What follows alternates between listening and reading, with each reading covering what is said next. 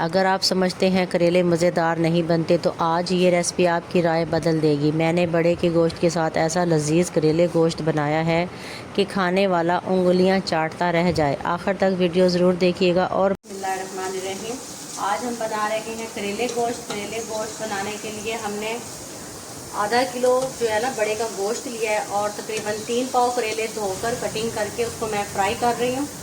तकरीबन 2 cup oil में ये मैं फ्राई कर रही हूँ। इसको फ्राई करके निकाल लेती हूँ, फिर मैं आपको साथ साथ दिखाती हूँ। करेलों को हमने बहुत ज़्यादा जलाना नहीं है, इसको अब हम निकाल लेंगे। बहुत ज़्यादा मैंने इसको ब्राउन भी नहीं किया है,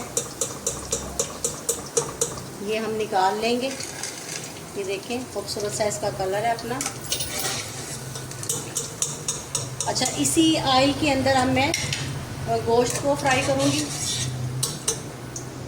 मैंने ये गोश्त डाल दी हूँ, धोकर साफ करके हमने बना के रखा हुआ था। उसी ऑयल में मैंने गोश्त डाल दिया है। ये देखें, धोकर इसको हमने फ्रीज़र किया हुआ था। आधा किलो से थोड़ा सा ये ज़्यादा है, तकरीबन 3 पाव होगा और हड्डी के साथ लिया है मैंने, गोल बोटी और हड्डी के साथ, क्योंकि करेले गोश्त तो जायका भी आएगा जूसी हड्डी का और बोटी का भी इसका अच्छा टेस्ट आएगा करेलों के साथ। तो मैं इसको अच्छे से फ्राई कर लूँ। 10 से 15 मिनट लगेंगे, कहीं मत जाइएगा, मेरे साथ रहिएगा। तकरीबन 10 मिनट हो गए हैं गोश्त को फ्राई करते हुए। और अब मैं इसमें डालूँगी 6 छोटी इलायची और 4 बड़ी इलायची। मुंह खोल लिया इनके, 4 से 5 लौंग लिया, थोड़ी सी काली मिर्च।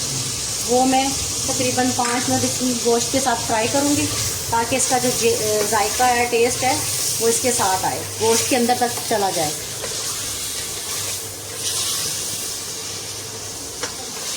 अब मैं इसमें डालूँगी प्याज मैंने लिए हैं 3 बड़े, आप अपने हिसाब से भी ले सकते हैं। अच्छा, प्याज को ना मैं फ्राई नहीं करूँगी, प्याज को फ्राई नहीं करूँगी। इसी तरीके से मैं इसको मसाले डालूँगी इसके अंदर सारे।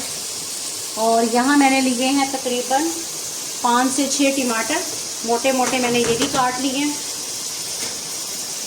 डालेंगे अदरक लहसुन का पेस्ट, 8 से 10 जवे लहसुन के थे और 2 इंच का अदरक का टुकड़ा। और इसमें थी हमने ली 7 हरी मिर्चें, बीच में 1-2 रेड मिर्च भी थी, जिससे ये कलर आया हुआ है। ठीक है, डालेंगे किचन के बेसिक मसाले। मसालों में हम डालेंगे ½ टीस्पून हल्दी, आधा चम्मच पिसी हुई लाल मिर्च, नमक हमने करेलों को साथ लगा के भी वॉश किया था, टेस्ट के हिसाब से हमने नमक डालना है इसमें। और 1 चम्मच सूखा धनिया पिसा हुआ फ्रेश। ठीक है, ये इसमें हमने मसाले डाले हैं। अच्छा, जिसमें मैंने पेस्ट बनाया था जग में, उसी में मैंने थोड़ा सा पानी डाला है।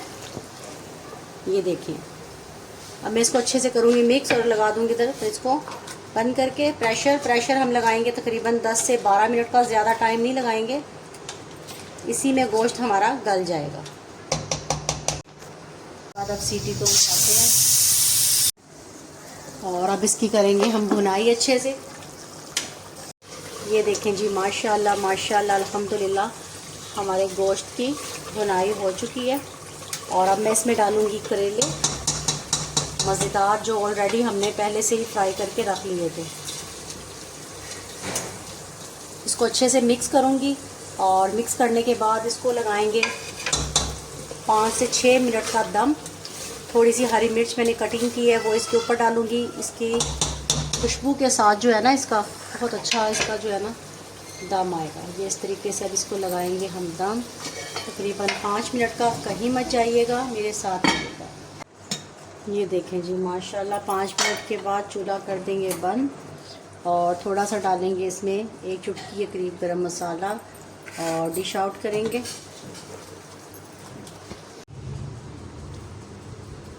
ये देखें जी, मज़ेदार करेले गोश्त का सालन बनकर हो गया है हमारा तैयार। एक बार आपने इस रेसिपी को ज़रूर ट्राई करना है प्यारे दोस्तों। अगर ये रेसिपी आपको अच्छी लगी है, पसंद आई है, तो चैनल को सब्सक्राइब कर दिया करें, अच्छे कमेंट्स किया करें। जी, मज़ेदार रेसिपी बनकर हमारी हो गई है तैयार माशाल्लाह अल्हम्दुलिल्लाह। मेरे अल्लाह की शान, उसकी नेमतें और बरकतें अगली वीडियो तक शगुफ्ता को दें। इजाज़त, दुआओं में याद रखें अपना और अपने प्यारों का ख़ास ख्याल रखें। अल्लाह हाफिज़।